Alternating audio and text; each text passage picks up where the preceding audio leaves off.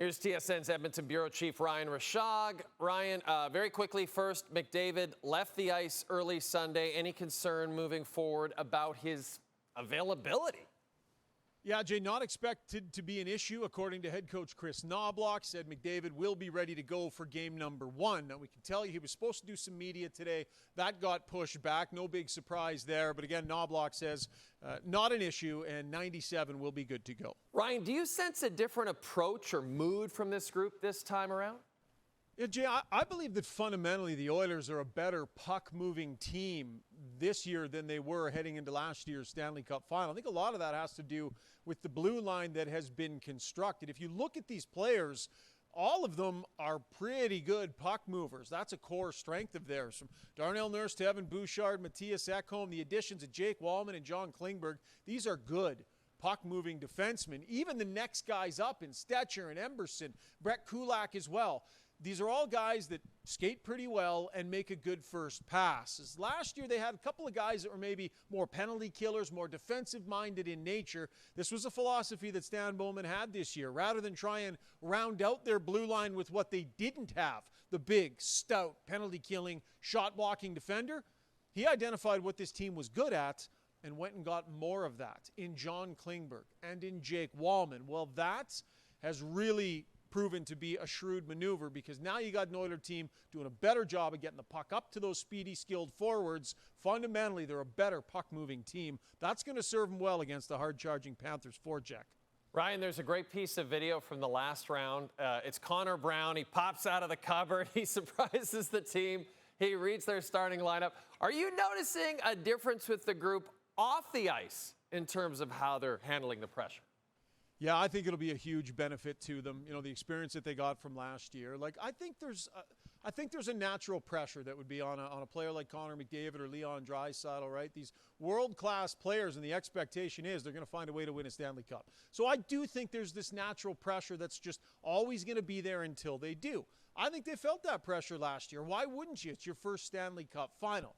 Yet here we are a year later, and they're not doing these things for the first time. You heard McDavid talk after they eliminated Dallas about the group not necessarily being on the same highs and lows of the emotional roller coaster that they were on last year, right? They're a little more even keel, a little more chill. And as we saw with Connor Brown there popping out of the cupboard to read the team's lineup, trying to keep things lighter as well. I talked to Connor Brown about that. He had to sit in that cupboard, Jay, for 20 minutes. He said he's not claustrophobic at all. But, like, there was some commitment to that bit from Connor Brown, a guy that wasn't even in the lineup. But, you know, he was hanging out on his phone, waiting for his cue, and he hopped on it. It's a great piece of video, but an indication that the group is making a conscious effort to keep it light, right? Because all that pressure, the outside world looking at this team, wondering when it's going to happen, I think they're doing a better job of kind of shutting that out, keeping it even keel, keeping it loose.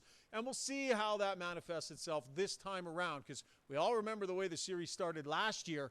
We'll see if maybe some added experience and composure helps them in the first few games of this series this year, Jay. And as you remember, Ryan, the Oilers were outscored 7-1 over games 1 and 2 in Sunrise last year, but this year the series starts in Edmonton. Ryan, thanks for this. The Panthers practiced again ahead of Game 1 of the Stanley Cup Final Wednesday. Matthew Tkachuk was asked about this viral prediction in the handshake line with Connor McDavid following Game 7 last year. Well deserved. We'll see you next year.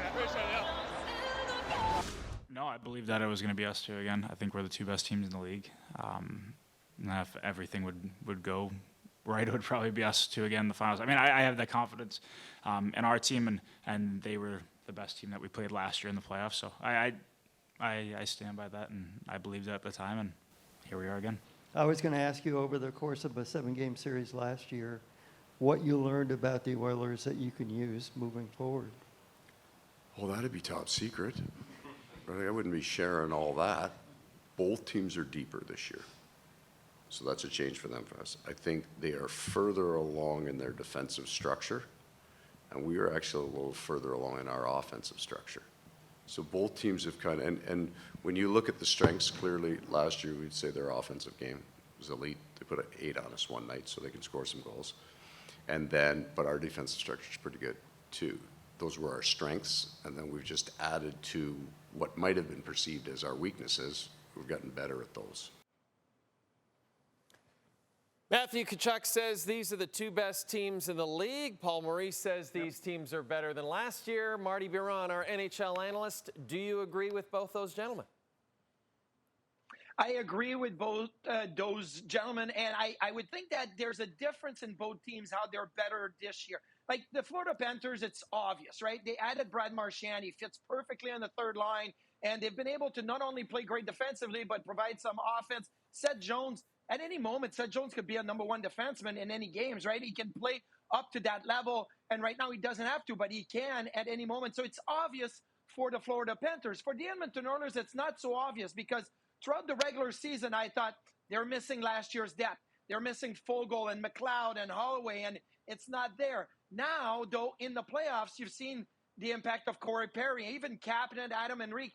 But I think it's all because of Evander Kane. When Evander Kane came back, it allowed for the depth to fall into place. So, yes, the Oilers are better this year. Not so obvious because it wasn't like the Florida Panthers being able to add a couple of huge pieces at the deadline. But I think both teams are better in their respective ways. Okay, so we've got, about 3 days to preview this game one of the Cup Final, Marty. So we're actually gonna break it down pretty elaborately. We're gonna start by position. And of course, because I get to chat with you, we're going to start with the goaltending matchup. Sergei Bobrovsky has the better numbers in this particular postseason. But Marty, how close is this matchup in your mind? It's a lot closer than anybody would anticipate it, like going into the playoffs. Obviously, Bob is Vezina Bob, Stanley Cup Bob, and Stuart Skinner has struggled with consistency. But you think of Bob, you think he's durable, inconsistent. He can win you low games. And really, what happens with Bobrovsky, because he works so hard on and off the ice, that in games 4, 5, 6, and 7 of these playoffs, he's only given up 13 goals in 8 games. Those are huge games. And the longer the series goes, the better he goes. And that is going to be something the Oilers are going to have to, get a couple of wins early, because you're going to hit the Vezina Bob late in the series. It's going to be tough. For Stuart Skinner, though, it's resiliency. Look, only 50% of his games in the playoffs this year have had a save percentage over 900, and we know it's been great or not so great, but 4 of those games have happened in the last 5 games. So that's why he's resilient, and he was number 1 in the conference finals. When you look at the goals saved above expectations, he was better than Sergei Bobrovsky. He was better, obviously, than Jake Ottinger. He was number 1. So being able to recover from the first 2 games against LA and then go in and be that good, I think that's what I'm looking at. I'm looking at durability for Bobrovsky, resiliency for Stuart Skinner. Marty, we've talked to Ryan Rishaug a lot about the fact that Stan Bowman's philosophy with the Oilers defense was to add even more puck movers as opposed to defensive stoppers. And that's what he did with John Klingberg and Jake Wallman. How big of an advantage do you think that will be against Florida? It's going to be huge because Florida loves to be aggressive, pinching and, stepping up with their defense. And if you have great puck movers on your blue line, be able to create that breakout, that pass, that connection, and then it leads to odd man rushes. The Oilers are second in the playoffs when you look at all the teams creating odd man rushes, creating chances off the rush. And I think that's going to be huge. And before Ekholm returned, you had a great puck mover on every defense pair. You had Bouchard in the top pair. Obviously, Wallman and Klingberg now are playing together, but they were kind of just being able to get that going from every pair. That's huge because now you can't just rest and relax. You know you're going to get the puck moving up the ice. You're going to create off the rush. And if Florida wants to be aggressive with their pinch, maybe that can go really big in the advantage of the Oilers, creating and getting goals that way. We will talk to Marty tomorrow on the show and break down the forward matchups in the Stanley Cup Final, and perhaps we'll even have time to get into the mascots too. Marty, thanks for this.